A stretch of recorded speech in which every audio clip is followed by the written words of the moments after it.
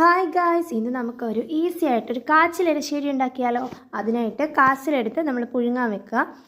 ഇപ്പോൾ ഞങ്ങൾ പുഴുങ്ങി കഴിച്ചതിന് ബാക്കി വന്നിട്ടുള്ള കാച്ചിൽ കൊണ്ടാണ് എരിശ്ശേരി ഉണ്ടാക്കാൻ പോകുന്നത്. അപ്പോൾ അതിൽ നിന്ന് ബാക്കി വന്നിട്ടുള്ള കാച്ചിലേക്ക് ഞാൻ കുറച്ച് വെള്ളം കൂടി ഒഴിച്ച് ഉപ്പും മഞ്ഞൾപ്പൊടിയും കറിവേപ്പിലയും ആവശ്യത്തിന് പച്ചമുളക് അല്ലെങ്കിൽ കാന്താരി ചേർക്കാം. കാന്താരിയും ചേർത്ത് ഞാൻ ഒന്ന് വേഗം വെക്കുന്നുണ്ട്.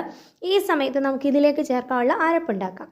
അപ്പോൾ അതിനായിട്ട് ആവശ്യത്തിന് തേങ്ങ, കുരുമുളക്, എരി അനുസരിച്ച് പച്ചമുളക് അല്ലെങ്കിൽ കാന്താരി, കറിവേപ്പില, മഞ്ഞൾപ്പൊടി, ചെറിയ ജീരകം, ഒരല്ലി വെളുത്തുള്ളി, സവോള അല്ലെങ്കിൽ കൊച്ചുള്ളി, ഇത്രയും ചേർത്ത് നന്നായിട്ട് പേസ്റ്റ് പോലെ അരച്ച് ഇനി ഇതിലേക്ക് ഒഴിച്ചു കൊടുക്കാം.